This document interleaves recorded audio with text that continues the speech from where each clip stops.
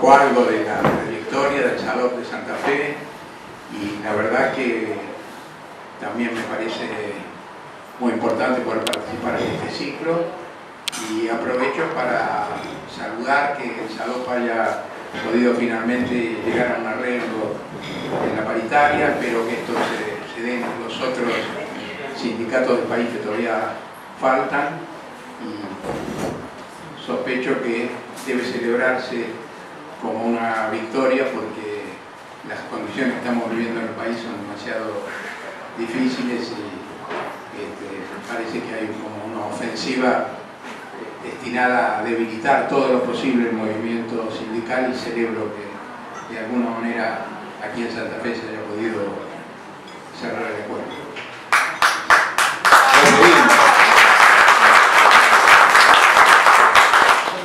Vos sabés que vamos por el 5º año de Estación Palabras, este ciclo, y hoy estamos estrenando la transmisión en directo por la web desde el canal de YouTube que tiene SADOT Santa Fe. Así que no solamente estás saludando a los presentes, sino también a aquellos que siguen la transmisión de esta entrevista con público a través de la web. Lo estrenamos con vos. Agradezco mucho y saludo a todos los que estén escuchando y mirando, así que hay que ser cuidadoso, Sami.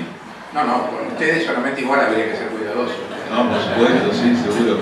Pero viste que cuando estamos así entre casa, por allí decimos algunas cosas que políticamente no son muy correctas. Sabemos que no va a haber problema. Estamos en familia, en un grupo de amigos, de compañeros, de compañeras, y estamos interesados en estos recorridos que vos hiciste desde la militancia, porque no podríamos encasillarte como dirigente, pero sí como militante, un militante orgullosamente setentista, porque empezaste tu militancia desde muy joven, y además lo hiciste también combinando esta otra relación con lo escritural, porque fuiste periodista desde muy joven, desde los 21 años, si no me equivoco. Sí, efectivamente, a los 21 años. Sí. En Clarín. En Clarín. El gran diario argentino. Sí, entonces no era exactamente igual que ahora el diario, pero tampoco era una maravilla. Claro. Y estamos hablando de qué años, de qué década, 60. 60. Fui secretario general del gremio de prensa en los 60. En una época que lo notable es que no solo yo, que era muy joven, sino que prácticamente toda la comisión directiva era gente que en promedio era inferior a los 30 años, lo cual lo señalo porque es una característica de la época, hoy sería muy difícil imaginar una situación así. Y vos formaste el sindicato junto con Emilio Jáuregui, que fue asesinado en una manifestación cuando repudiaban la presencia, en épocas de Longaniato, repudiaban la presencia de Rockefeller en Argentina. Sí, fue la CGT de los argentinos, de la que se han cumplido en estos días 50 años. Sí. Convocó una gran movilización en la Plaza 11 de Buenos Aires, con motivo de repudiar la presencia de Nelson Rockefeller, que estaba haciendo un viaje por toda América Latina. Era funcionario del gobierno de Richard Nixon. Era funcionario de Richard Nixon y además, bueno, lo simbólico era Rockefeller, que era mucho más importante que cualquier funcionario, ¿no? Claro. Y fue una manifestación muy grande donde Jáuregui fue asesinado y la verdad que hasta el día de hoy es difícil saber si fue simplemente una represión que se dirigió contra un sector de los manifestantes donde estaban los que más resistían de algún modo el enfrentamiento con la policía, o si fue, como también se podría pensar, fue reconocido y se lo persiguió especialmente a él, pero de cualquier manera fue un hecho cometido con una hazaña tremenda, ¿no? No fue casual. Tu bautismo de fuego también fue en aquellos tiempos, más acá, en la época de Lanuse. ¿De fuego quiere decir 72. De cárcel? Sí, claro, bautismo de fuego. No, fue antes. Y a mí me detuvieron varias veces cuando era secretario del sindicato, pero eso, la verdad que ni ni uno se acuerda ya porque eran detenciones de otro tipo, donde salían los diarios, reclamaban al día siguiente varios sindicatos, la CGT, los abogados, bueno, inmediatamente, en algún caso habré estado preso menos de un día, en otro caso 2 o 3. Más difícil fue ya, si no me equivoco, el 14 de diciembre del 66, cuando se hace la primera huelga contra Onganía. Y ahí se nos hizo una causa, los 3 que fuimos detenidos del gremio de prensa, y parecía que nos iban a aplicar la ley anticomunista y que iba a haber un proceso y que iba a estar preso un tiempo más largo, pero la verdad que también a los 3 o 4 días salí libre. Y hay una anécdota de Violeta Parra. Sí, eso es en el 72. Eso es el 72. Eso es cuando me secuestran, sí. Sí. Que fue una... La verdad es que se cumplen 46 años en estos días, el 26 de abril, que debe ser el jueves, ¿no? Fui detenido el 21 y me largaron el 26. Y era una situación muy especial porque en realidad a mí me largaron de la comisaría y me secuestraron ahí mismo, en el mismo momento de darme la libertad. Con lo cual, cuando fueron mis familiares y los abogados y toda la gente que reclamó por eso, le decían, pues este hombre salió en libertad, ¿no? Y bueno, estas cosas que pasaban todavía en época de la NUCE y no pasaron después de la dictadura del 76, que el reclamo general podía obtener algún resultado, ¿no? Claro. Yo tuve la suerte de ser abogado y periodista. En esa época había un movimiento de abogados fuerte en Buenos Aires, era la Asociación Gremial de Abogados. Ortega Peña, sí, uno de ellos. Y sí, muchos de los compañeros más conocidos, ¿no? Y también hubo una gran movilización de los periodistas, y creo que debe haber tenido algo que ver también que el gobierno de la NUCE estaba tratando de hacer creíble su propuesta electoral y convocó a un nuevo diálogo político y convocó a la CGT. Y yo tuve la suerte de que en esa reunión, entre tantas cosas que deben haber pedido, apareciera el pedido por mi libertad. Y bueno, lo cierto es que ahí volvió a aparecer. Y lo de Violeta Parra es que cuando estaba detenido y nos interrogaban, porque yo estaba solo, y interrogatorios que obviamente eran bajo tortura, ponían discos para que no se escucharan los gritos. Y esos discos eran los discos que sacaban de la casa de las personas que habían detenido. Ajá. Entonces, obviamente, estaba Mercedes Sosa, Violeta Parra, Biglietti, todo eso. Y varias veces escuché en los momentos más complicados, digamos, del interrogatorio, el gracias a la vida de Violeta Parra.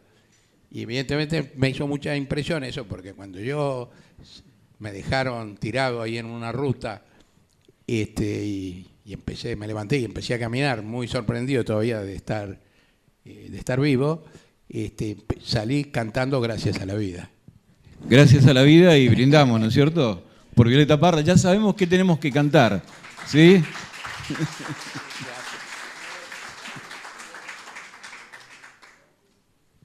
Bueno, pero te detienen a vos antes del 76, antes del golpe, sí. Y estás...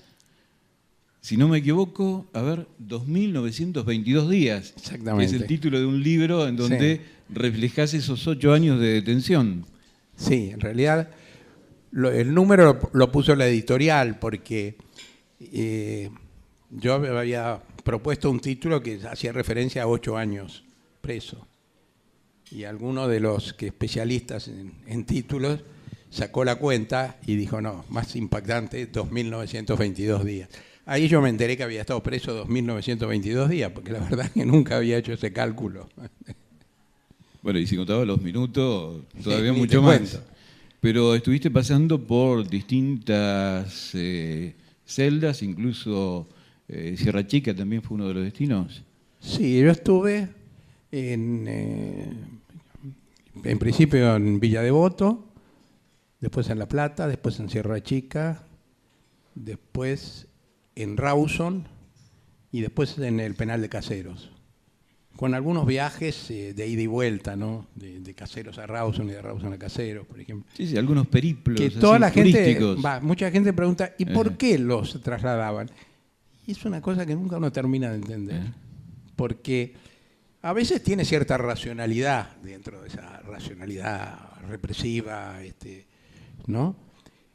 Otras veces es simplemente, creo que para que uno no se acostumbre a estar demasiado tiempo en un lugar, porque cuando vos estás demasiado tiempo en un lugar, por horrible que sea, ya empezás a sentirte más seguro, porque todo resulta conocido. Lo naturalizás. Exacto. Y además hasta las cosas más complicadas de la vida carcelaria terminan haciéndose rutinarias, ¿no? Por ejemplo, la requisa puede venir en cualquier momento. A veces hay 2 en un día y a veces pasan 4 meses y no viene ninguna. Pero después de estar 2 años en un lugar, vos más o menos ya también te vas imaginando cómo es eso, ¿no? Claro. Entonces, de pronto uno llega a otro lado y ahí es como que tenés que empezar de nuevo a habituarte. Y además lo que más temíamos nosotros de los traslados era que el momento en que a uno le pegaban, pero donde además a veces pasaron cosas peores, es decir, hubo gente que no apareció después de un traslado, entonces había como un instinto de conservación de que uno prefería quedarse donde estaba, ¿no? Pero igual no te preguntaban si querías viajar. Seguro. O no.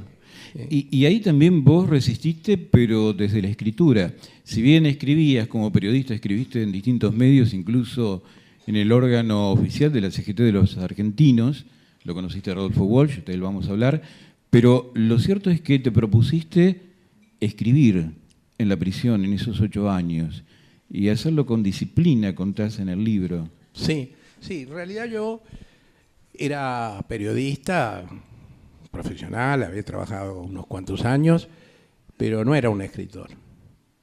No solo porque creo que no había escrito nada excesivamente importante en ese momento, hasta ese momento, sino porque me parece que uno es escritor cuando piensa como escritor, cuando por ejemplo pasa algo y dice, uy, qué bueno escribir esto, ¿no? O cuando te da ganas de volcar a la escritura. Y yo estaba muy metido en la política, en el sindicalismo y en la política. Entonces era de asamblea y discusión y reunión todo el día. Y entonces, bueno, escribía mis artículos, pero como que la libido no iba por ahí, ¿no? Y en la cárcel yo creo que pasaron 2 cosas. Por un lado, no es mucho lo que uno puede hacer estando preso, ¿no? Y entonces yo me di cuenta que escribir podía tanto como si estuviera afuera. Paradójicamente, a veces hasta mejor que si estuviera afuera, porque cuando uno estaba afuera estaba tironeado por las 1000 cosas de la militancia, y ahí a veces estabas con una hoja de papel encerrado en una celda y una lapicera, y bueno, nada te impedía escribir, ¿no? Y por otro lado, que también era como una manera de ganarle a la cárcel, ¿no? La escritura. Y bueno, de ahí salió el libro que tiene ese título del que recién hablábamos, ¿no? 1922. Pero que fue escrito más de 30 años después de que yo salí de la cárcel. Claro. Y tenías una situación particular porque tu compañera, Lila Pastoriza, no estaba detenida, pero estando en prisión vos te enterás que a ella la secuestran y no sé si sabías en ese momento el destino, pero fue a la ex-ESMA, perdón, a la ESMA, porque en ese momento era ESMA, no era ex-ESMA. Y bueno, sabías que el destino de muchos secuestrados era prácticamente sin regreso, y en este caso te sorprendiste porque ella fue sobreviviente, es sobreviviente de la ESMA. Sí, eso es tal vez seguramente uno de los núcleos más importantes del libro, porque fue uno de los temas centrales de mi vida en la cárcel, ¿no? Porque efectivamente cuando desaparece Lila no había razones para que uno pensara que iba a volver a aparecer. Por supuesto que uno nunca acepta eso, entonces siempre tiene alguna fantasía, pero fue todo muy raro. Primero me llamaron un día y me dieron una carta de ella. Yo decía, bueno, pues está desaparecida. Y el jefe de seguridad del penal me decía, bueno, pero yo no sé, a mí me la trajeron, no le puedo decir nada. Bueno, la verdad que me hizo muy bien leer esa carta, porque yo y descubrí que, y en esa carta, que mi mujer seguía siendo la misma, ¿no? Pero para mostrar el absurdo de esta relación entre lo clandestino y lo legal, después vino el director del penal, no el director, el jefe del correo del penal, de la sección que distribuía la correspondencia, y me dice, usted dice que recibió una carta, pero acá no llegó ninguna carta. Entonces yo le dije, no, lo que quiero saber es cómo llegó. Bueno, porque eso era típico, ellos mantenían la apariencia de un funcionamiento absolutamente normal, ¿no? Entonces le pegaban a un preso en los calabozos y después venía el médico a atenderlo como si estuviera en su consultorio, ¿no? Para que no se le muera. Claro. Claro. Bueno, lo de Lila es interesante porque ella fue una de las fundadoras de Ancla junto con Rodolfo Walsh. Es más, cuando Rodolfo Walsh cae, cuando lo secuestran, ella continúa un tiempo haciéndose cargo de Ancla, junto creo que con Carlos Aznares, ¿puede ser? Sí, con Carlos Aznares y Lucila Pagliai. Por lo tanto, vos también lo conociste a Rodolfo Walsh. Sí. Lo habrás conocido Sí, lo en la época conocí. de la CGT de los argentinos. Exactamente. Como periodista lo habrás conocido porque también formó parte de lo que en su momento en la literatura latinoamericana fue el denominado boom de la literatura latinoamericana, donde uno de los escritores también reconocido por su trabajo en ficciones y también él fue el primero que escribe una no ficción, también estaba catalogado como un escritor importante, destacado. Sí. Yo lo conocí a Walsh en el año 1965, en una asamblea que hubo en el gremio de prensa, donde me lo presentó Rogelio García Lupo, que venía con él a la asamblea. Era una asamblea muy importante. Esos eran los tiempos donde ya se sentía mucho la atracción del Che Guevara, la influencia de la Revolución Cubana, y entonces ese era un gremio, el de prensa, que estaba en buena medida controlado por el Partido Comunista, y el grupo de los pibes que éramos nosotros se fue volcando más hacia una postura más radicalizada, digamos, donde con algunos que venían de la izquierda y otra gente que militaba con Cuco, con Gustavo Rearte en la Juventud Revolucionaria Peronista.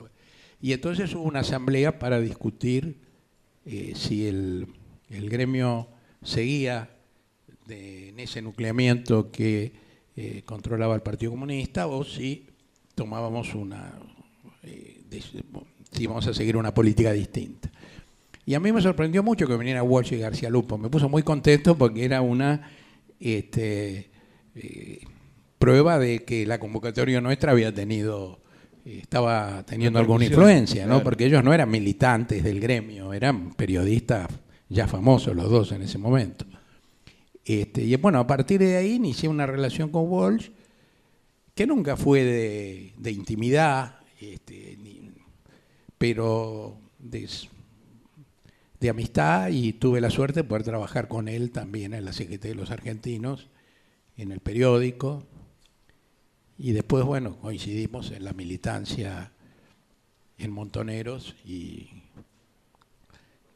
pero Lila tuvo la suerte de trabajar cotidianamente con él. Claro. Bueno, vos escribiste un libro hablando también de la posibilidad de construir lo que muchas veces pasa, ¿no? Con las personas de carne y hueso. Iba a decir los hombres, pero no, las mujeres también. Por eso digo las personas de carne y hueso. También son de muchas carne veces y hueso. A la distancia, y cuando pasan los tiempos, las personas se convierten en mitos. Pero vos allí destacás al Walsh también con sus contradicciones, ¿no? Sí, primero porque me parece que toda biografía interesante tiene que ser así.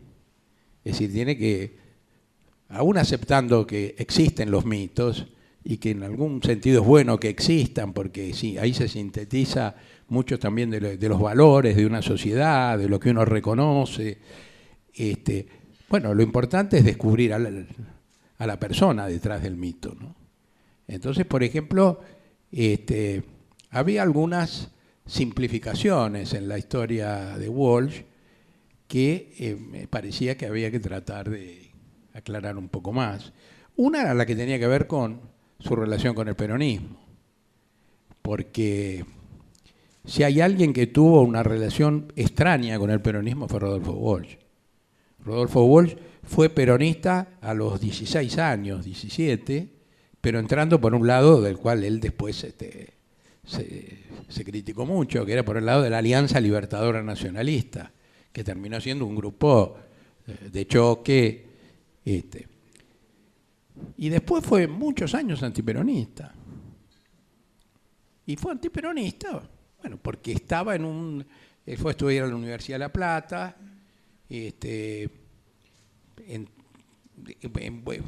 gran parte los escritores en esos años eran antiperonistas, y se encontró con Operación Masacre, como él mismo lo cuenta. No es que él salió a buscar porque se enteró que había habido el movimiento el 9 de junio y salió a buscar para convertirse en propagandista de ese movimiento, como hubiera hecho si hubiera sido el Walsh de años después. Él siguió haciendo su vida, jugando al ajedrez, traduciendo novelas policiales.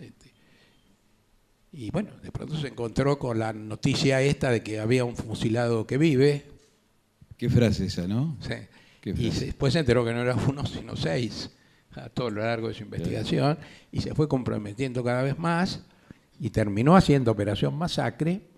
Pero lo curioso es que cuando él publica Operación Masacre en 1957, hay un prólogo donde él dice que él no es peronista. Que es más, que él apoyó la Revolución Libertadora. Entonces, ahí se inicia un proceso muy interesante en el que Walsh cada vez se va comprendiendo más el peronismo, se va acercando más a lo que es la experiencia del movimiento popular en la Argentina. Como un paso importante de eso es su escrito sobre Evita, el cuento de esa mujer, que es un cuento extraordinario, pero que además es un cuento extraordinario porque en muy pocas palabras y sin nombrarla Evita, él puede lograr, por un lado, que se entienda todo lo que significó Evita en la tradición popular argentina y lo que significa de monstruoso la desaparición del cadáver de Evita.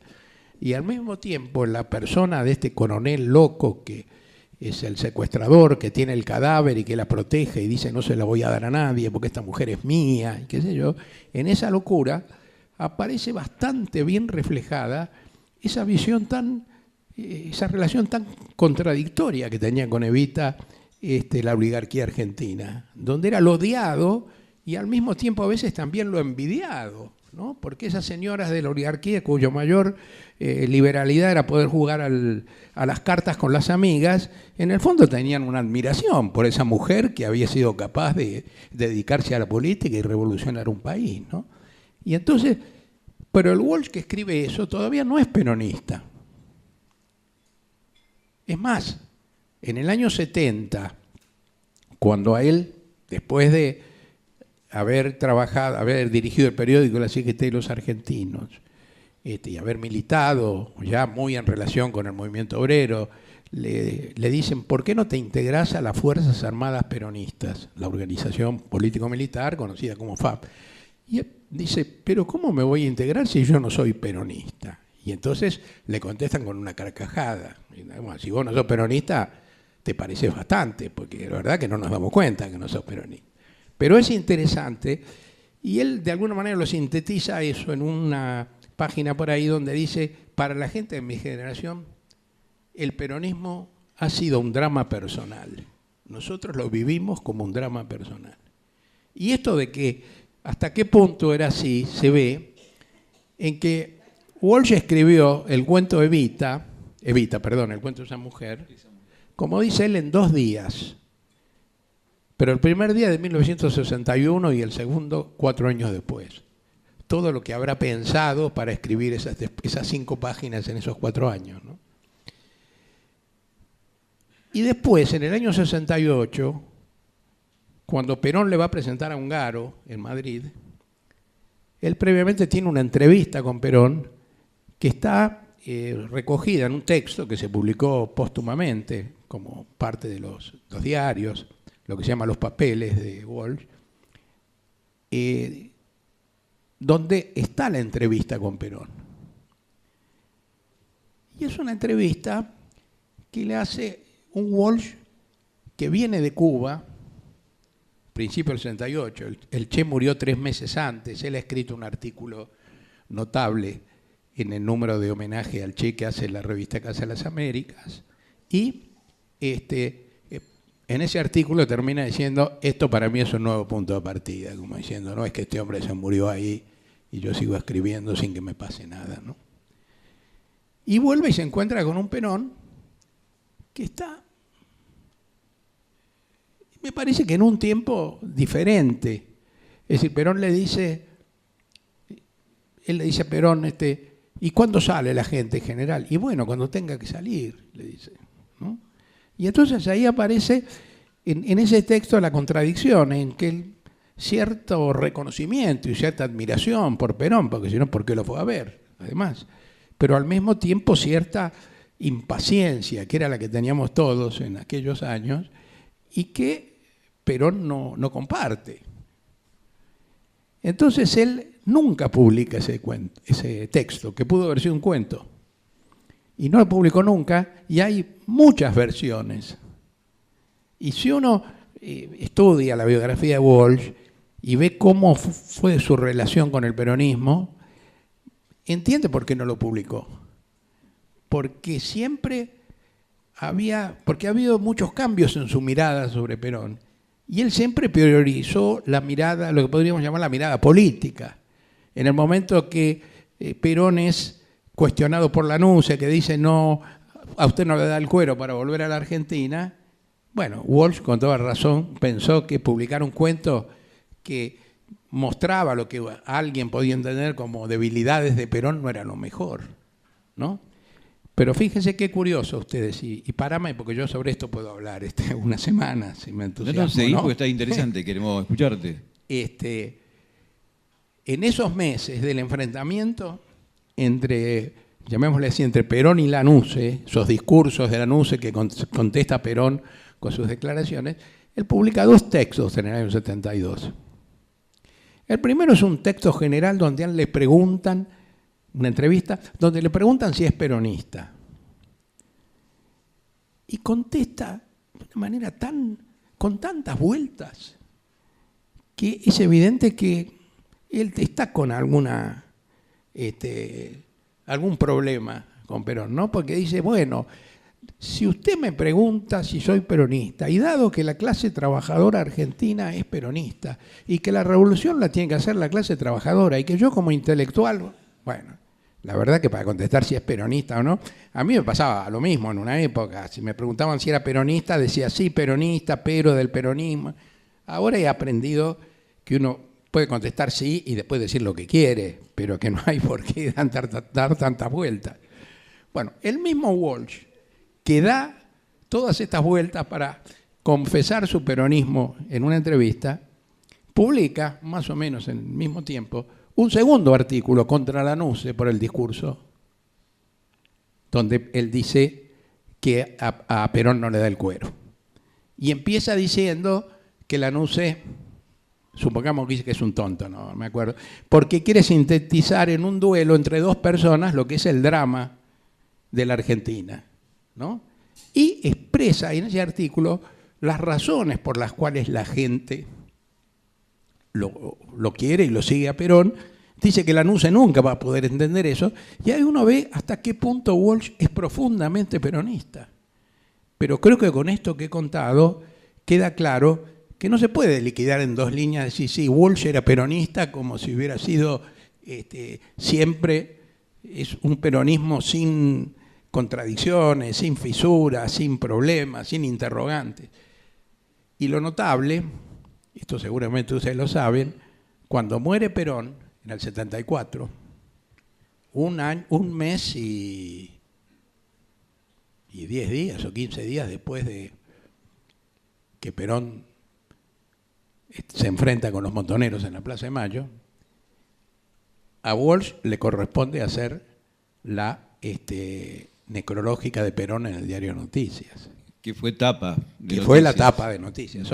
Es una necrológica de 6 o 7 líneas, pero que es una maravilla de síntesis política y de capacidad de expresión, ¿no? Porque cómo se puede decir tantas cosas con tan pocas palabras y cómo él puede hacer un reconocimiento tan claro, tan franco de lo que significó Perón en la política argentina, y al mismo tiempo con una frase que mete por ahí, algo así sobre los momentos turbulentos que nos tocó vivir y que está claro que él también está diciendo, bueno, este homenaje que nosotros hacemos no quiere decir que no hayamos tenido también nuestros problemas, ¿no?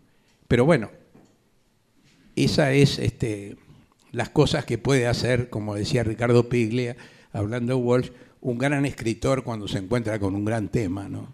Es increíble también que no deja de ser periodista cuando escribe esa carta abierta a la Junta, porque pormenorizadamente hay una serie de datos, fruto de su investigación, que muchos desconocían.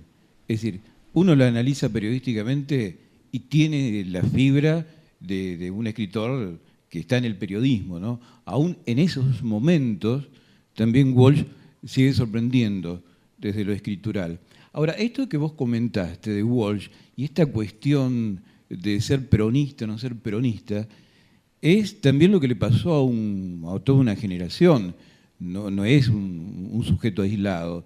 Y estoy recordando que vos comentabas que también venían del PC, que estaban en los albores de la Revolución Cubana, estaba el auge de lo que Ernesto Che Guevara estaba intentando en Bolivia, y allí había también toda una corriente generacional que apostaba por todo eso.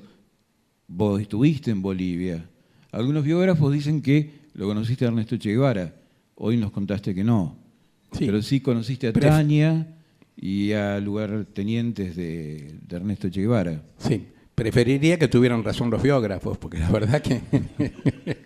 Pero una cuestión de honestidad intelectual obliga a decir la verdad. Además, el Che lo dice en su diario, dice, estuvo Josami, y explica por qué las 2 veces no fue posible que se hiciera el contacto, ¿no? Bueno, eso es, hoy, así contado, 50 años después, suena como una gran aventura, que lo fue, pero para mucha gente de la generación nuestra era tocar el cielo con las manos. Es decir, no... yo dije una vez que había un sentimiento casi religioso que teníamos nosotros en ese momento. ¿Místico, ¿no? puede ser? También, sí. ¿Mística militante? Porque, de algún modo, el sacudón de la Revolución Cubana para la nueva generación que se iba incorporando a la política en esos años fue tremendo. Y, bueno, por un lado, seguramente idealizábamos muchas cosas, ¿no? Como pasó en todas las revoluciones, como pasó en la Revolución Rusa también, los primeros años es donde aparece más claramente el empuje revolucionario, digamos, la audacia, la idea de transformar todo, ¿no? Después, las revoluciones muchas veces terminan también encajonándose un poco, y fijémonos lo que pasó en la misma Unión Soviética, ¿no? Pero el Che simbolizaba todo lo que uno podía. Además, creo que hasta a los hombres nos parecía buen mozo, ¿no? Porque las compañeras decían todo lo que yo puedo decir y además decían, viste, qué bárbaro, qué buen mozo, qué lindo, qué sé yo. Y la verdad que hasta uno creo que de algún modo sentía, pero eso es bueno y es malo también. Porque yo creo que yo muchas veces he pensado qué hubiera pasado en ese encuentro. Y yo sé lo que hubiera pasado. Que yo hubiera planteado algunas ideas que teníamos con el grupo de gente que entonces yo militaba, que no coincidían exactamente con lo que fue el libro que publicó Regis Debray en esos días, que se llamó Revolución en la Revolución, que la historia finalmente señaló lo que ya más o menos también se decía por muchos en esos días, que era una simplificación de la experiencia cubana y del proyecto de la lucha armada. Pero yo realmente dudo de que el Che no nos hubiera convencido, porque era una discusión muy desigual, ¿no? Había una admiración, un reconocimiento, una veneración que hacía muy difícil pensar que se podía discutir. Después, por suerte, la lucha social y política argentina fue muy rica y muchas de esas cosas que se querían o se podían ver críticamente del folleto de Debray, por ejemplo, aquí se replantearon. No quiere decir que no se hayan cometido errores, se cometieron otros y las consecuencias también ya las sabemos, pero quiero decir, en ese momento, cuando el Che abandona Cuba y cuando se conoce su carta a la Tricontinental y cuando se circula esa consigna de queremos hacer 2, 3, muchos Vietnam, ¿no?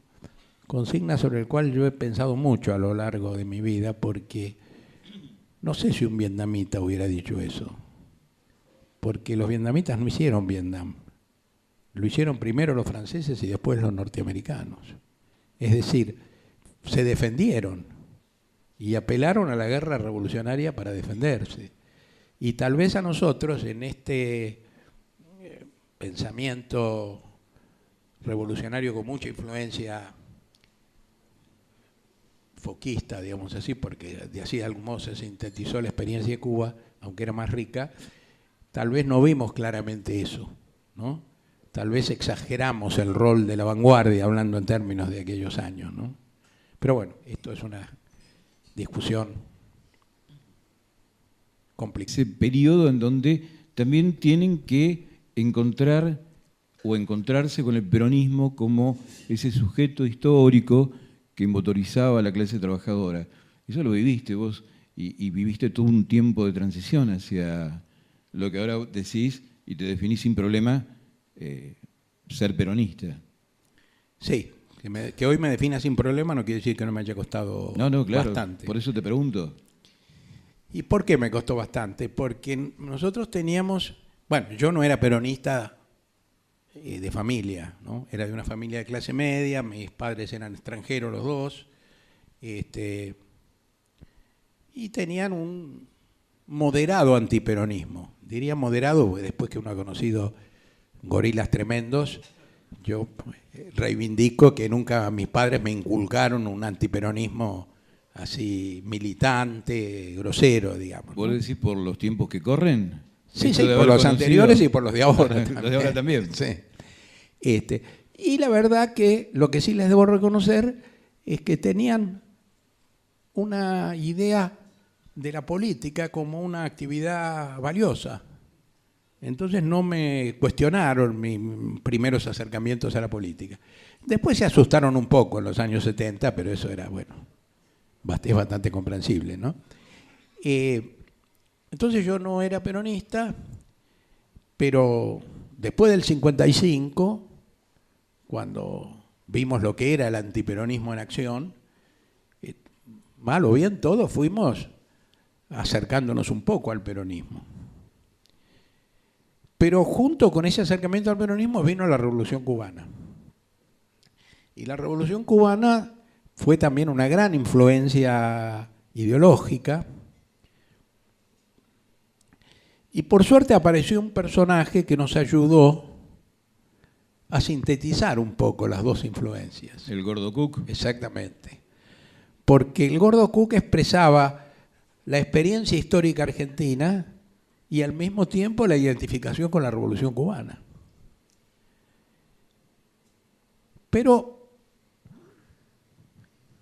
¿qué era lo que a uno le costaba para definirse como peronista? Yo cuando militaba en la CGT de los argentinos no me definía como peronista. pero no había duda que uno estaba con el movimiento obrero peronista. Pero había ¿Algo que hacía ruido? Sí, lo que hacía ruido era que uno seguía pensando en una organización de vanguardia, ¿no? Una mezcla de leninismo, un poco replanteado por la experiencia cubana. Y entonces, si eso no se puede construir en el peronismo. El peronismo son las masas, no se puede hacer la revolución sin el peronismo, tenemos que estar con el peronismo, dentro del peronismo, lo que vos quieras, pero... Y cuando en el año 72, 73 fue apareciendo esa marejada de la juventud peronista y los montoneros, entonces ya fue demasiado como para resistirse, ¿no?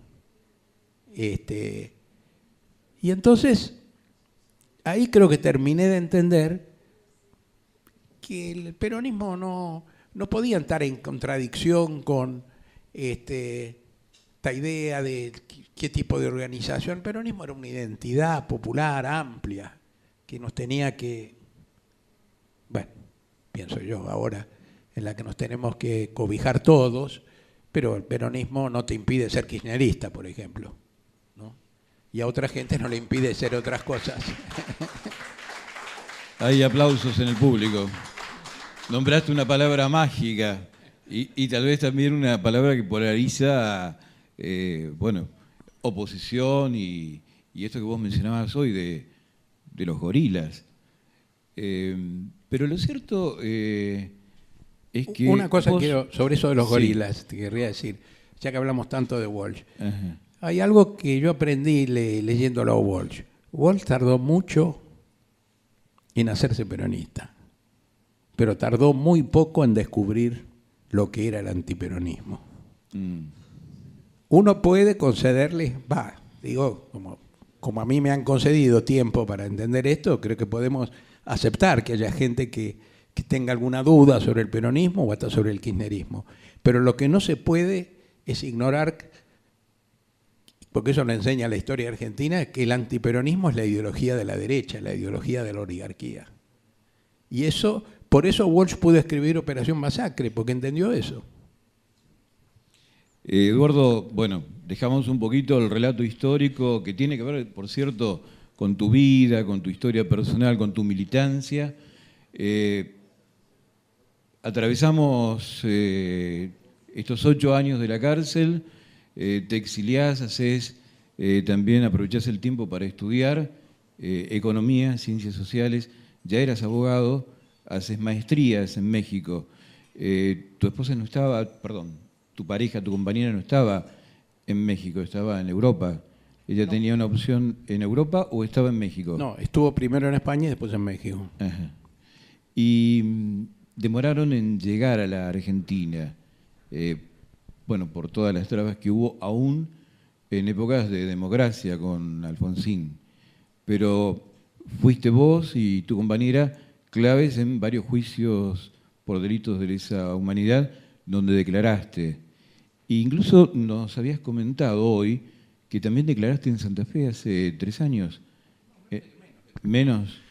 Creo que fue en el 2017 o 2016. Ajá. Sí, debe haber sido el año pasado. El año pasado estuviste acá declarando en el Tribunal Oral. Pero cuando vos estabas en la cárcel, te planteaste que desde la escritura tenías que tener un rol que invitara también a pensar los procesos políticos, ¿no? Digamos como que te ubicabas allí. ¿Tu pareja también, tu compañera, te acompañó en ese pensamiento? ¿En esto de ser un intelectual o formarse como un intelectual en el campo nacional y popular, claro?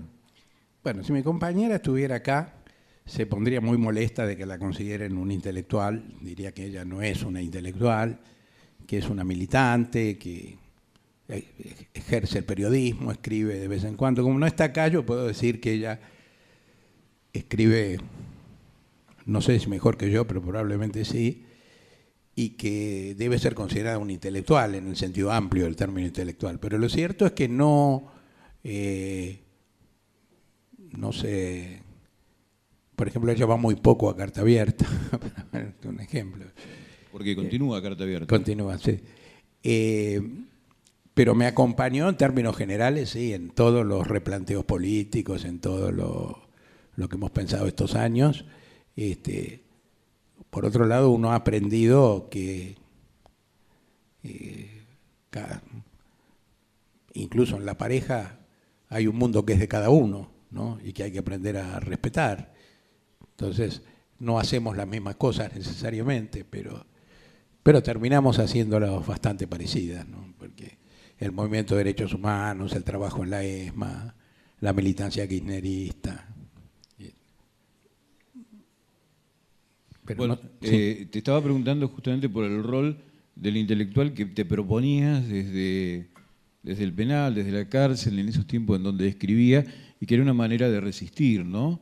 Y bueno, el hecho de que formaras parte, que sos parte de Carta Abierta, que fue un conjunto de intelectuales que surge allá por el 2000, con la 125, el 2008, y que de alguna manera también va dándole un sustento intelectual a lo que fue este proceso inédito, inesperado para algunos, que se llamó kirchnerismo en el gobierno, ¿no? Sí, sí, ahora se cumplen 10 años de la creación de Carta Abierta y la verdad que me parece que es una experiencia muy interesante. Primero porque ha tenido una permanencia que no es habitual en las agrupaciones políticas o de este tipo. Segundo lugar, porque es un grupo de gente que no todos son intelectuales o no todos se definen como intelectuales, un poco lo mismo que te decía de mi compañera, ¿no? Sí, sí, claro. Pero, ¿por qué es un grupo intelectual Carta Abierta? Porque es un grupo que discute, escribe textos, es decir, tiene una práctica intelectual. Y me parece que en ese sentido algo de Carta Abierta no le vendría mal a la política argentina. Uh-huh. Y a nuestra política argentina también, la de el espacio nuestro, ¿no? Creo que a veces nos ha faltado la discusión, la reflexión, la participación más amplia.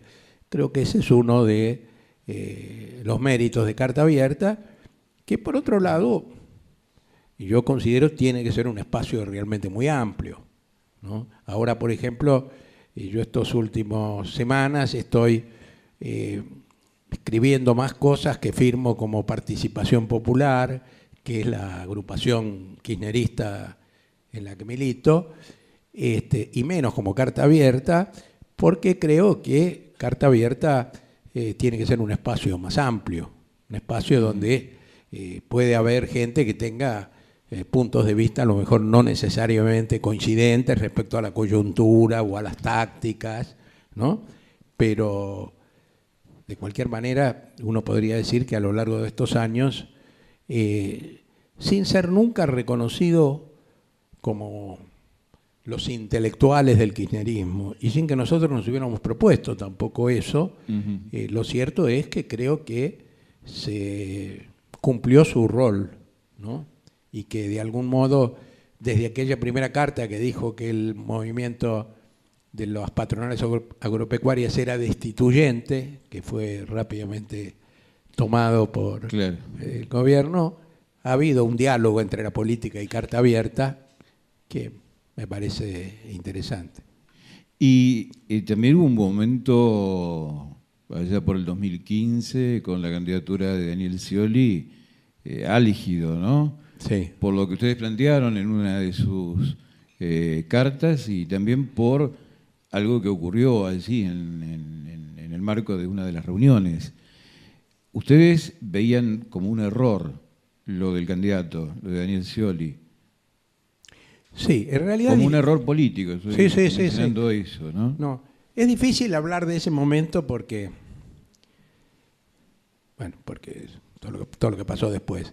Nosotros veíamos como equivocada la candidatura de Scioli, eso es cierto. Uh-huh. Y pensábamos que por ahí despertaba más adhesión la candidatura de Tayana, también la de Agustín Rossi, en ese momento. Pero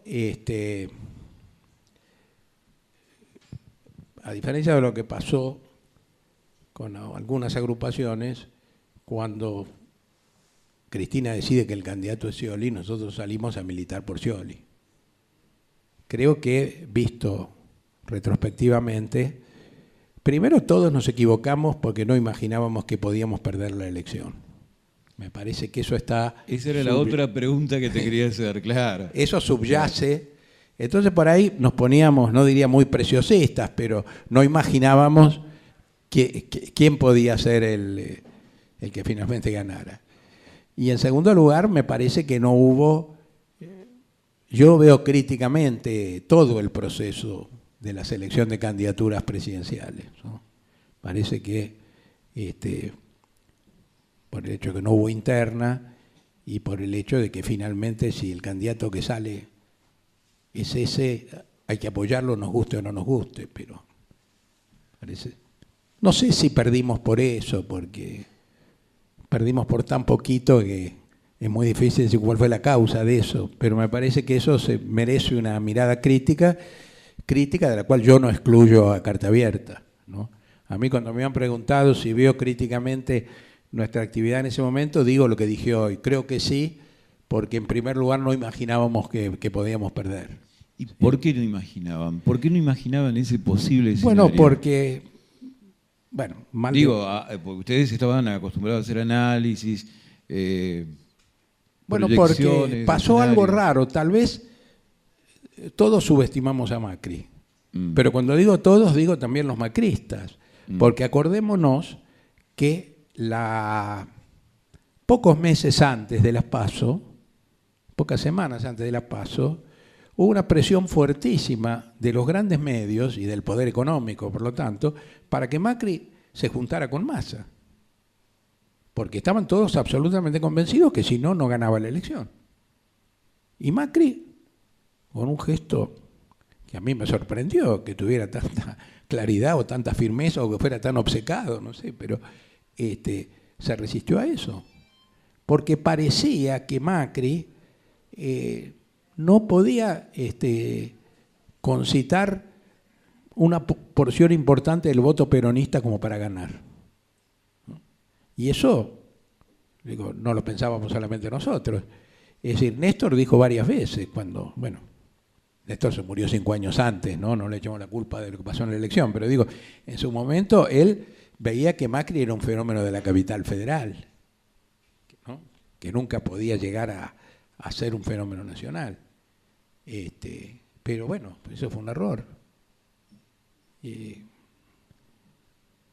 Yo sospecho que cuando uno está en el gobierno también se genera como cierto sentimiento de seguridad y de omnipotencia, ¿no? Uno no piensa que puede perder.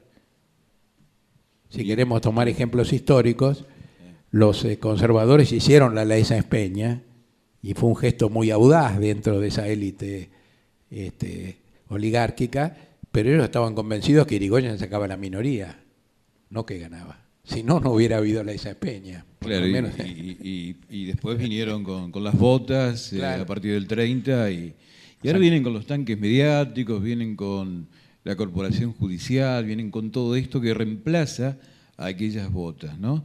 Y vos escribiste también sobre el futuro del kirchnerismo, volviendo sobre esas palabras, el kirchnerismo como presencia política y el futuro. ¿Está en Unidad Ciudadana? ¿Está dentro del peronismo?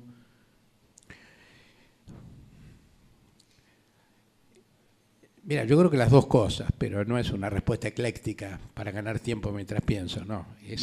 Voy a seguir. Podés tomarte un vinito mientras. ¿Por qué digo las dos cosas? Yo creo que no hay futuro, no hay destino para el kirchnerismo al margen del peronismo.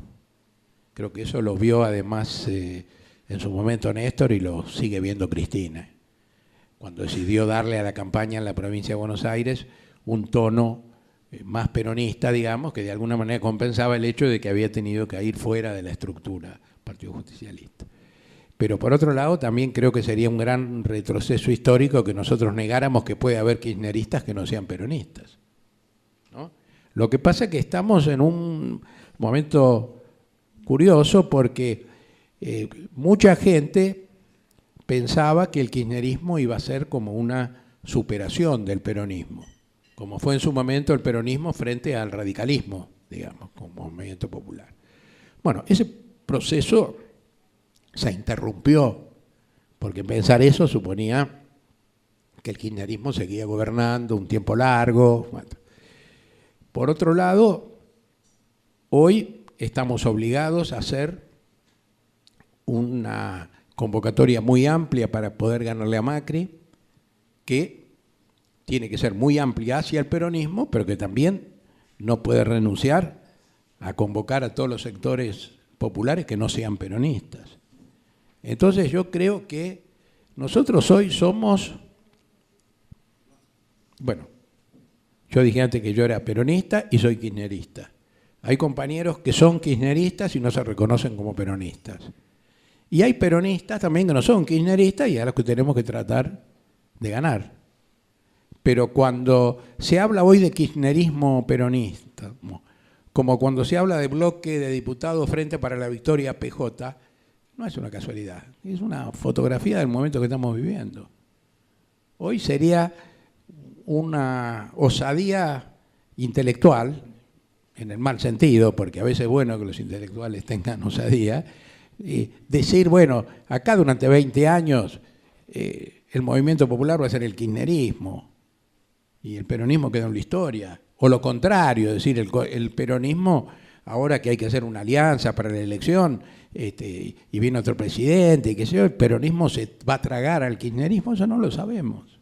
No está escrito en ningún lado, por otro lado, como para que podamos imaginarlo. Depende de lo que pasa en la política argentina, ¿no? Y hablando de procesos que se interrumpen, vos lo mencionabas con respecto a constituirse como un tercer movimiento histórico. Muchos soñaron eso, ¿no? Creo que hasta Alfonsín también hablaba de eso. Pero hablando de las interrupciones, había todo un proceso que se vivió en los últimos meses de aproximación de distintos sectores del peronismo, grande, amplio, para ir construyendo una unidad. Y llegó la intervención. Sí, llegó la intervención que me parece que muestra el interés del gobierno en complicar ese proceso de unidad, en dificultarlo todo lo posible. Bueno, el gobierno va a tener en sus manos el Partido Justicialista y no se descarta que puedan intervenir otros distritos también. Yo creo que eso no va a garantizar que el sector más amigo del macrismo controle el justicialismo a nivel nacional, porque nunca el sello del justicialismo ha sido tan definitorio. Pero haríamos mal en cantar victoria y decir, bueno, no importa que intervengan todo lo que quieran, porque ellos pueden hacernos más difícil ese proceso, ¿no? Por ejemplo, atrás de la intervención y de Barrio Nuevo está Duhalde.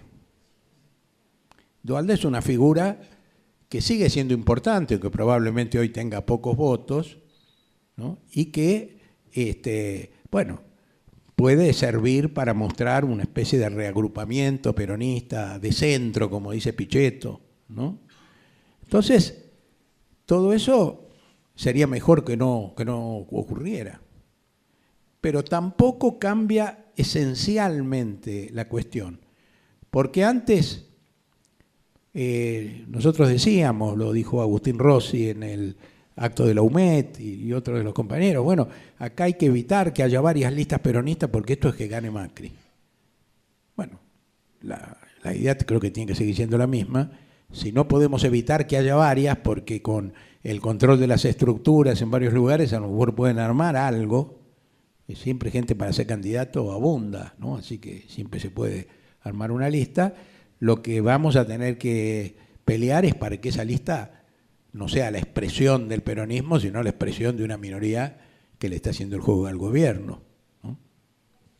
Sin embargo, fíjate que en la experiencia de las últimas elecciones, el armado, la construcción del randacismo le saca un 5% que mella la posibilidad de que Unidad Ciudadana gane. esta estrategia no es la misma que estarían por aplicar, pero ya ahora en un territorio más amplio a nivel nacional. Restar para ganar, dividir para que esa unidad no se concrete y entonces que en el 2019 puedan ser reelectos quienes ahora están en el poder. No, efectivamente la idea es dividir para reinar y para seguir gobernando, eso no me cabe ninguna duda. Ahora, creo que esta vez sería bueno que hubiera interna. Es decir, nosotros no podemos pretender que mucha gente que no es kirchnerista venga si no tiene la oportunidad por lo menos de florearse en una interna y pelear algunas candidaturas, ¿no? Entonces, una de las cosas que se planteó claramente en la UMED fue eso. Tenemos que tratar de que esto se resuelva de una manera en que se garantice la participación en una interna. La interna no va a resolver todo, pero de algún modo te permite a vos resolver esto que es una contradicción grande. Es decir, el kirchnerismo sabe que tiene que convocar a otros sectores.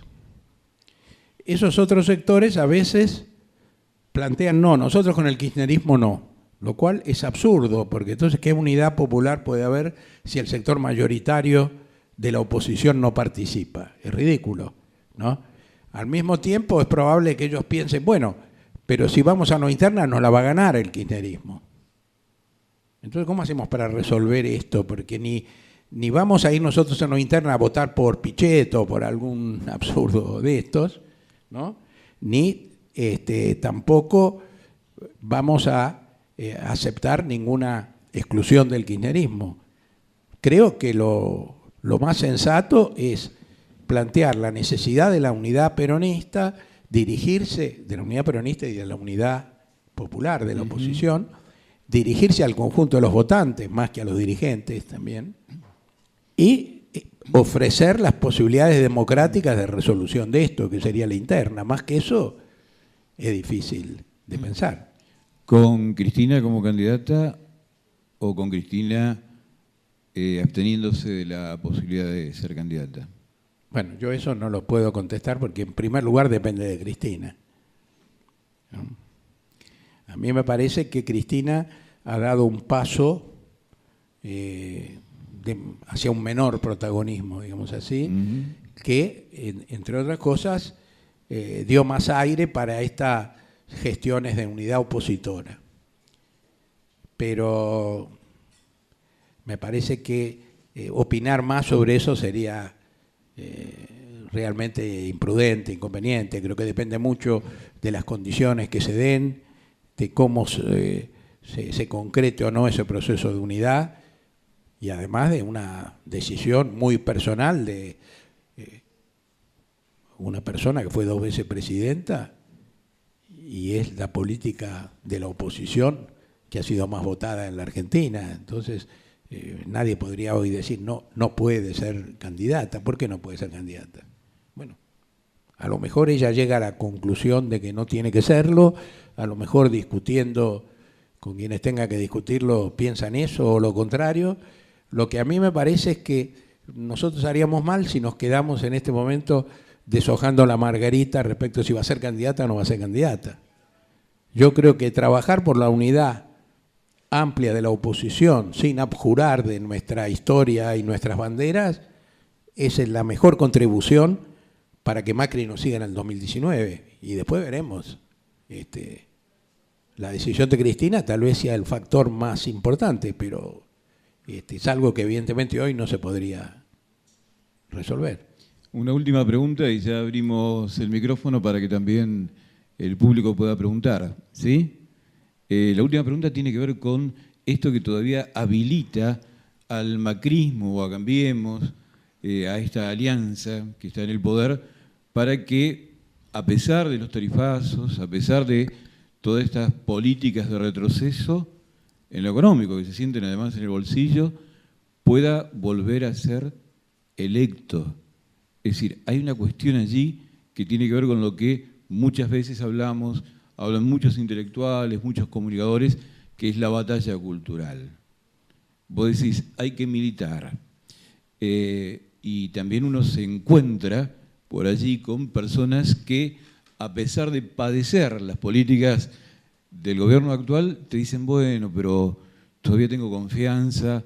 O bien, si están descreídos, dicen, bueno, pero es todo lo mismo. Se entran en una actitud negacionista. Y allí, desde lo cultural, que es la batalla que tenemos que dar, ¿cómo nos plantamos? Bueno, voy a contestar con lo que se me ocurrió mientras vos hablabas. Sí, claro, dale. Que no es exactamente la respuesta a esto. Yo conté hoy un poco mi historia, ¿no? Y creo que mi historia, seguramente habrá alguno en esta sala que se reconozca en algo parecido, ¿no? El setentismo no fui el único protagonista yo de eso. Sí, no pedimos que levanten las manos porque No. van a ser muchas, me parece. Nosotros en aquella época no pensábamos en las elecciones. Y valorábamos la consecuencia de los compañeros, su militancia, la claridad de sus ideas, la intransigencia. Y, sin embargo, había tantos argentinos de clase media que dudaban hasta de cómo se llamaban como en el día de hoy. Pero ese era un mundo que no nos preocupaba mucho, ¿no?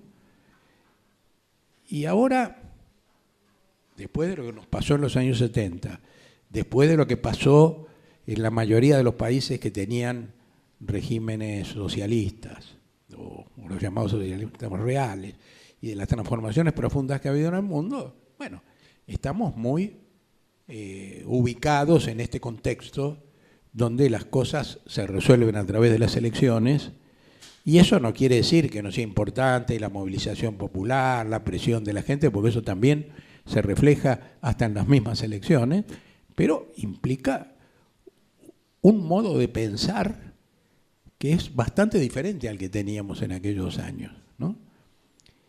Y yo creo que a veces a nosotros nos cuesta, porque a mí me parece que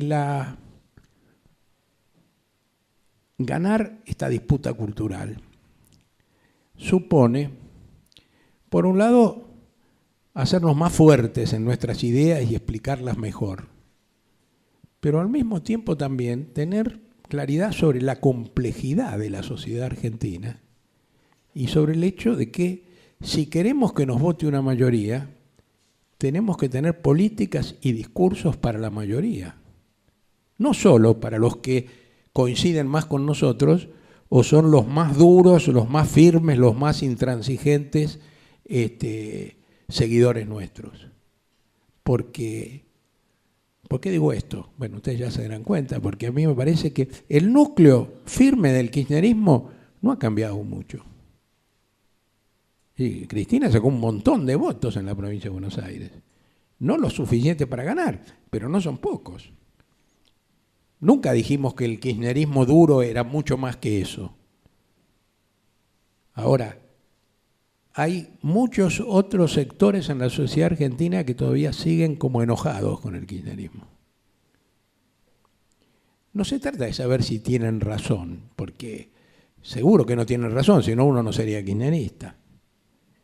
Pero también hay que preguntarse si hicimos todo lo necesario para poder llegar a esos sectores.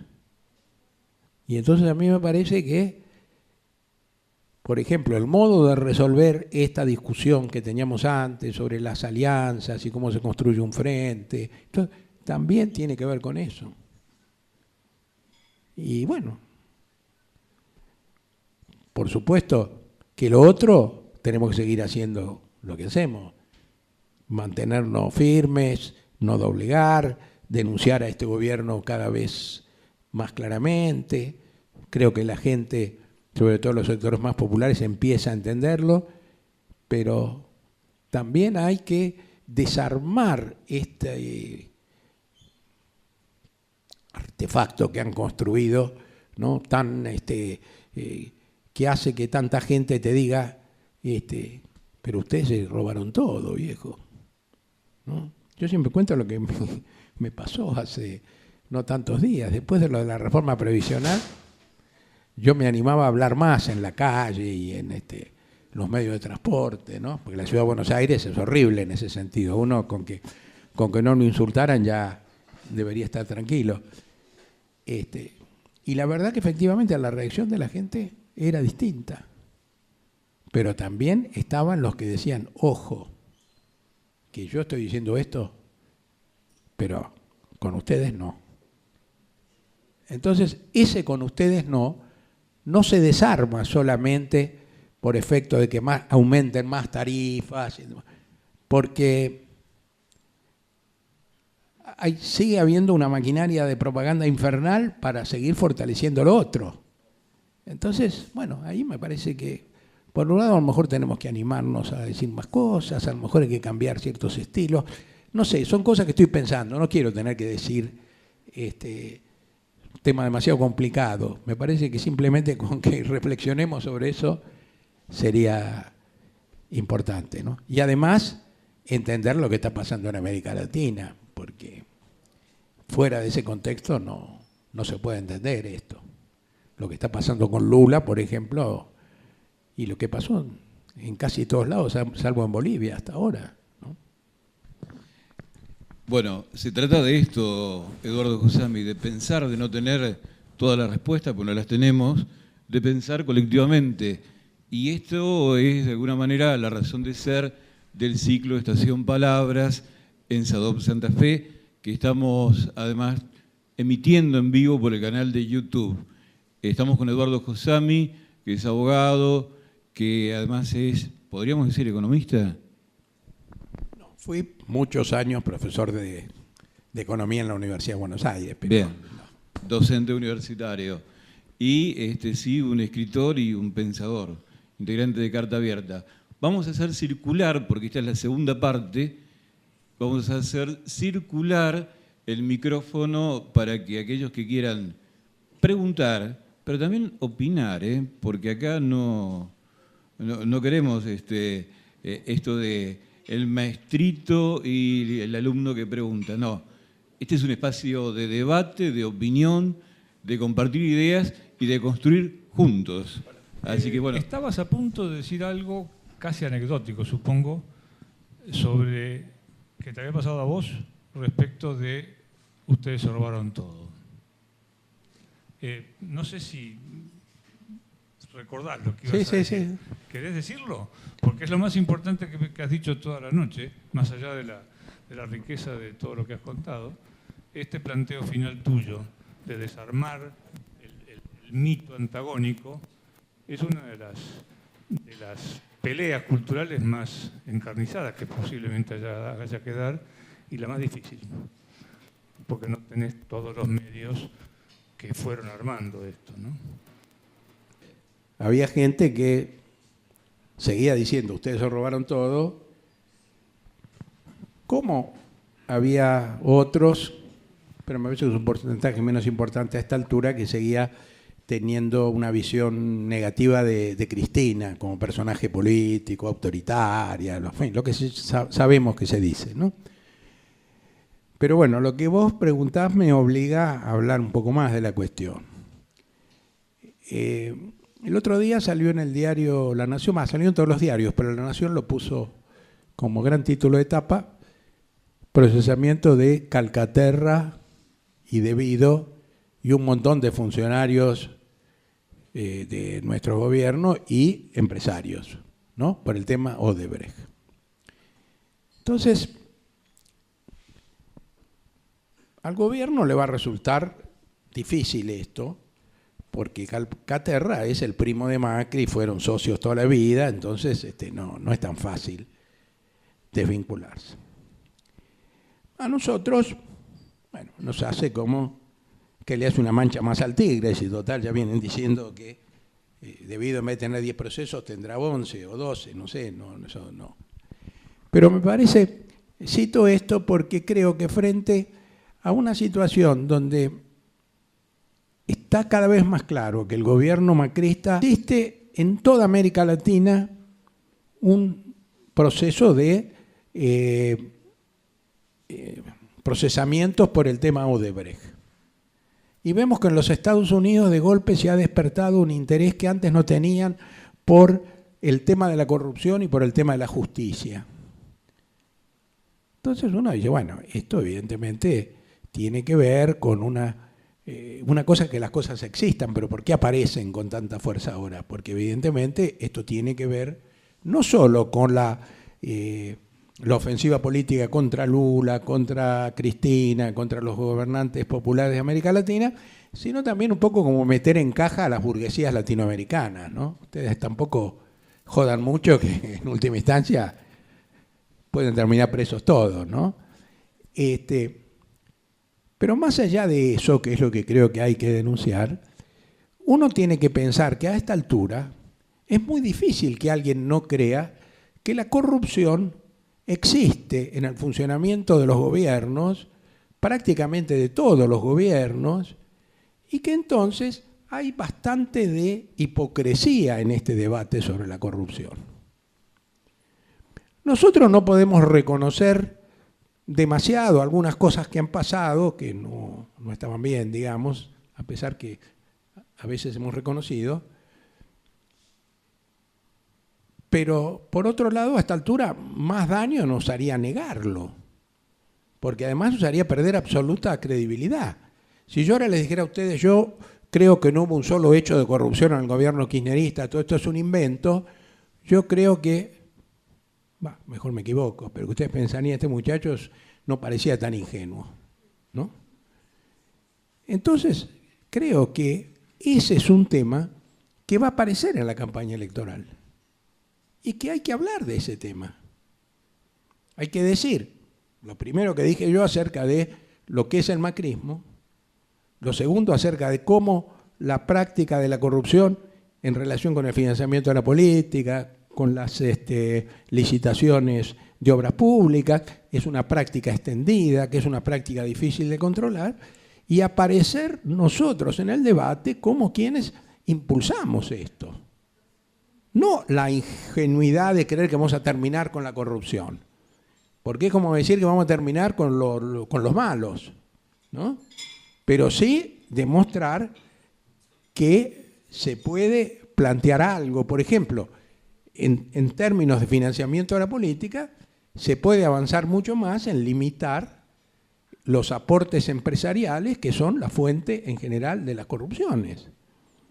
Se puede avanzar más en dar más espacios gratuitos a todos los partidos, que son los que puede permitir que el tipo que va a ser candidato no sienta que tiene que conseguir plata de cualquier lado, porque si no, no es candidato, ¿no?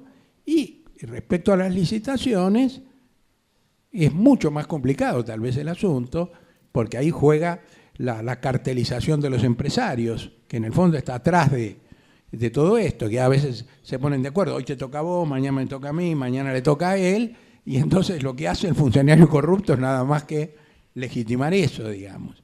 Pero me parece que también podríamos avanzar un poco más. En dos palabras, yo creo que este no debe ser un tema tabú. A nosotros nos costaba un poco hablar de esto y era comprensible frente a una tremenda demonización con la que se estaba viviendo. Frente a este espectáculo escandaloso del macrismo, creo que tenemos que aprovechar y también empezar nosotros a reconocer algunas cosas y recuperar autoridad para hablar.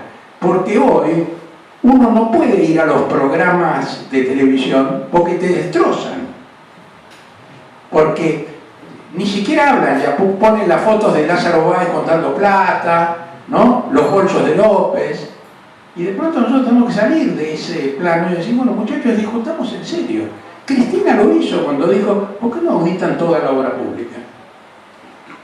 A ver quiénes son los corruptos. Me parece que tendríamos mucho que decir nosotros. Pero por ahí, el tener mucho que decir, a lo mejor supone también tener que aceptar algunas cosas que, bueno, a lo mejor no son tan fáciles, pero me parece que a esta altura tampoco comprometerían el destino del kirchnerismo, ni mucho menos. Bueno, no sé si te contesté. Se terminarán los grandes pensamientos y pensadores, pero hablar algo, no. No, quisiera que nos cuentes un poco algo que me parece muy valioso de tu vida y que es tu paso como director del Haroldo Conti y todo lo que de alguna forma habrás proyectado, habrás logrado, y las duras frustraciones que seguramente también te habrán acompañado.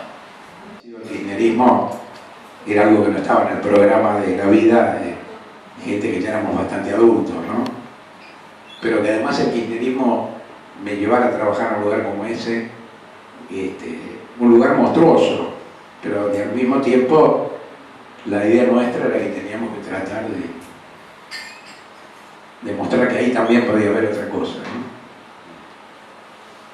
Y la verdad que cuando me nombraron en el Centro Cultural, que todavía no era el Centro Cultural, nadie tenía mucha idea de lo que teníamos que hacer. Y yo tampoco. Pero algunas ideas básicas teníamos. La primera era que la actividad cultural naturalmente tenía que ser el mejor vehículo, por así decirlo, para la reflexión sobre lo que había pasado.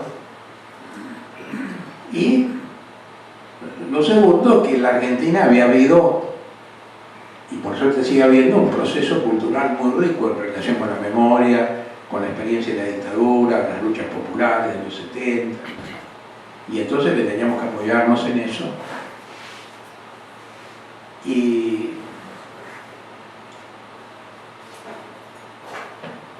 ahí fuimos aprendiendo un montón de cosas. Por ejemplo, la primera vez que alguien propuso que había que traer un conjunto de rock, yo me asusté, porque a pesar que no estaba de acuerdo con la actitud de algunos organismos de derechos humanos que decían que ese tiene que ser un lugar de silencio, de recogimiento, de pronto dije, bueno, pero no nos pasemos de roca para el otro lado, si vamos a hacer roca acá, esto. Y para hacerla corta, las mismas madres y abuelas que pensaban más o menos eso, después cuando iban a cantar León Gieco eran las que nos sacaban a bailar a nosotros, ¿no? Y eso muestra un poco cómo fue evolucionando la relación de todos nosotros con la ESMA. Entramos ahí con un poquito de miedo, porque no solo por lo que había ocurrido, sino porque nos parecía que teníamos que tratar de respetar eso. Era el lugar donde habían torturado y secuestrado y matado a los compañeros nuestros, y no queríamos hacer algo que en principio parecía que no tenía mucho que ver con eso. Y todo eso fue como algo de ensayo y error, ¿no? Para que se entienda esto de ensayo y error. Una vez hicimos ahora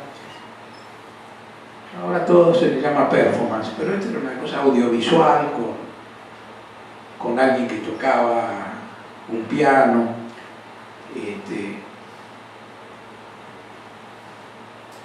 y era sobre Walsh, donde se leía Operación Masacre y un capítulo y la Carta de Ajuste, y salió bárbaro.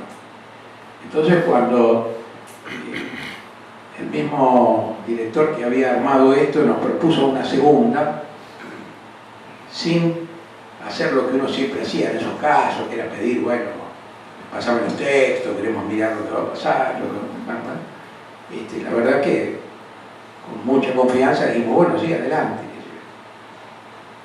Y eran unos textos sobre las cárceles y la represión y la tortura.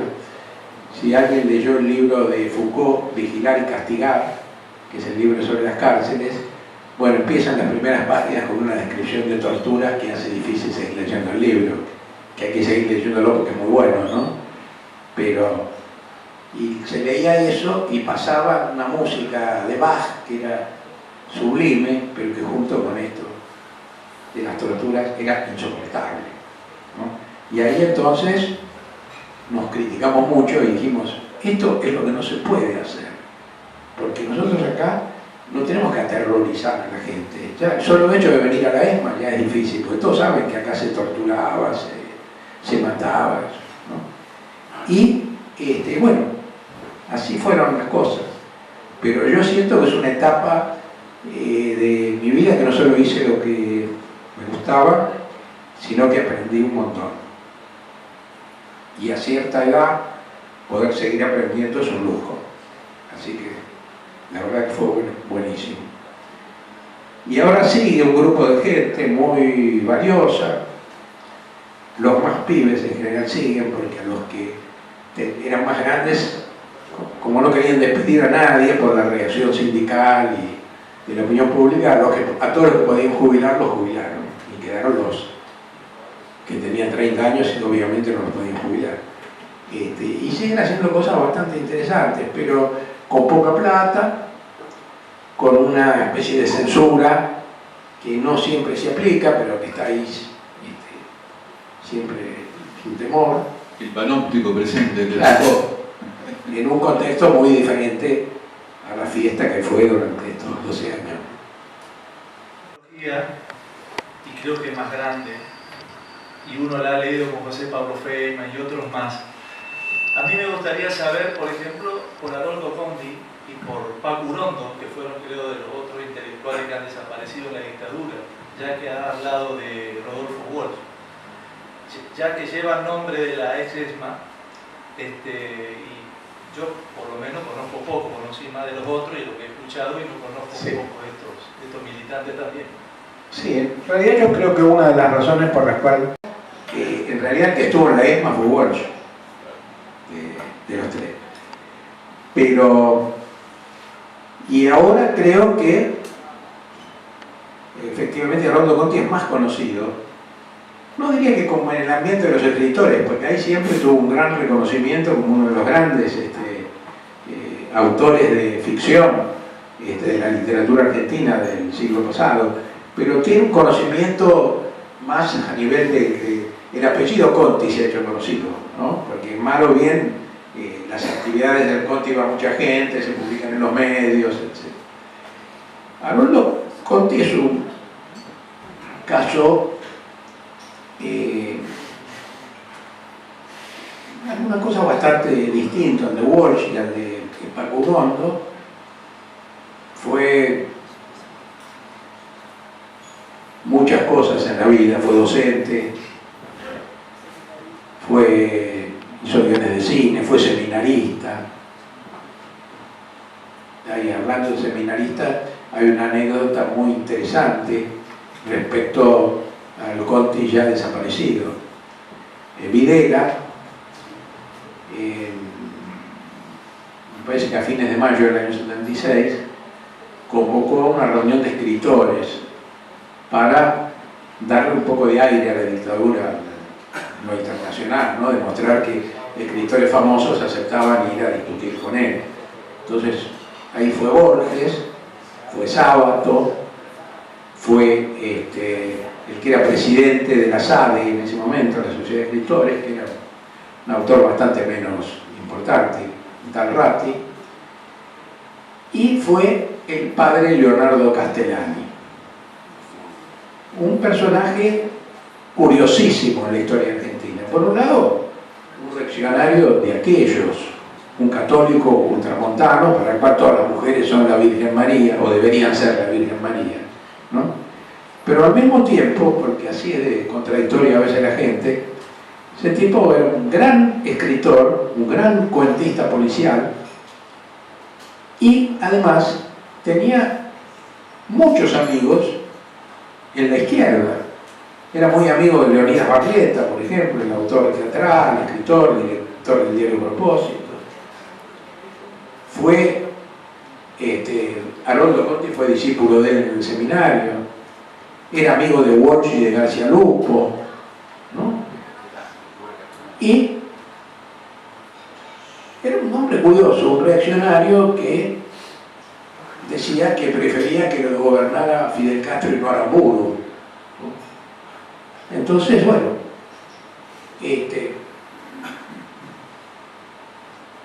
Leonardo Castellani en esa reunión le dice a Videla que quiere pedir por la libertad de Haroldo Conti. Mientras Borges le seguía dando gracias a Videla por haber terminado con el peronismo, cosa que parece que Videla no logró, pero Borges no llegó a enterarse.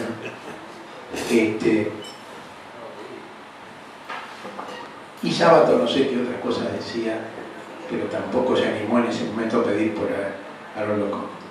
Y Videla, con gran sorpresa del padre Castellani y de los otros, dijo: bueno, ¿usted lo quiere ver a Conti? Lo va a ver. Y entonces, unos días después, le presentaron a Haroldo Conti en una celda de coordinación federal, es decir, la dependencia de la policía donde se torturaba y se interrogaba a los presos políticos. Haroldo Conti estaba tan mal, tan destrozado física y psíquicamente, que ni lo reconoció a Castellani. Y, de cualquier manera, cuando ocurrió eso, ¿qué podía pensar uno? Que Haroldo Conti iba a aparecer. Porque habían reconocido que lo tenían. Lo llevaron a verlo a una dependencia policial. Y Haroldo Conti no apareció. O se les murió ahí nomás, o ya no les importaba porque estábamos en el año 76, donde tenían una omnipotencia muy grande, a lo mejor pensaban que no se iban a ir nunca. Pero es un episodio muy curioso que yo siempre recuerdo, porque además el único que se animó a pedir por Haroldo Conti fue este hombre, que tal vez uno podría pensar que debía ser el menos dispuesto a hacerlo por sus antecedentes políticos, ¿no? Bueno, y Conti es un hombre que ha tenido una radicalización política mucho más apresurada, mucho más tardía que la de Rodolfo Walsh, por ejemplo, que ya vimos todas las vueltas que dio, pero que de cualquier manera ya a principios de los años, o a mediados, en el 56, 57, estaba escribiendo Operación Masacre. Y él fue muy influenciado por sus visitas a Cuba, y nunca fue atraído por el peronismo y terminó en el PRT, es decir, el grupo que impulsó el ERP después. Y hay una carta de él de enero del año 76, muy optimista, que a mí me llamó la atención porque la verdad que en enero del año 76 ya no era para ser muy optimista, sobre todo si uno era del RP, que había sufrido en Monte Chingolo un desastre, y ya estaba en un nivel digamos, muy cercano a la liquidación total. Pero yo esa carta la leí varias veces porque muestra a alguien que no piensa tanto en términos políticos, ¿no? Que tiene como una adhesión ideológica, es decir, que es un gran escritor, pero me parece que esa carta no se parece a los escritos de Walsh, para citar un caso, ¿no? Pero es un tipo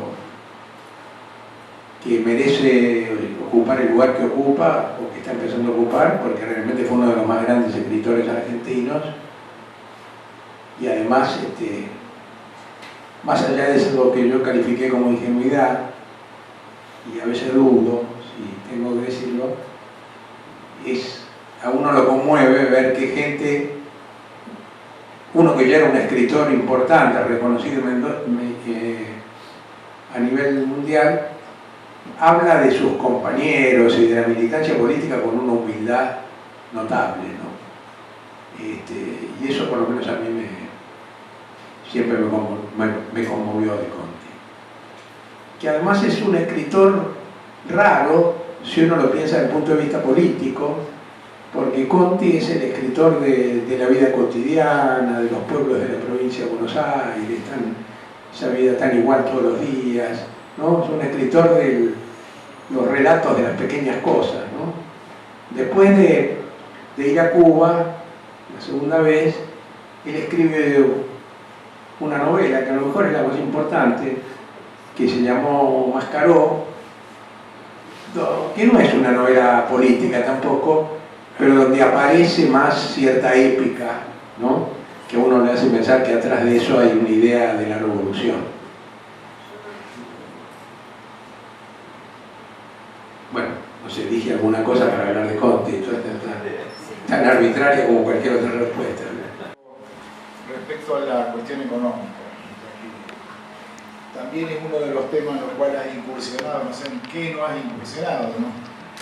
Pero el otro día escuché a un economista, creo que es Asiaín, un muchacho joven, ¿no?, del kirchnerismo, que decía que este gobierno lo que quiere hacer una de las cosas que quiere hacer es condicionar al próximo gobierno para que siga con el mismo modelo.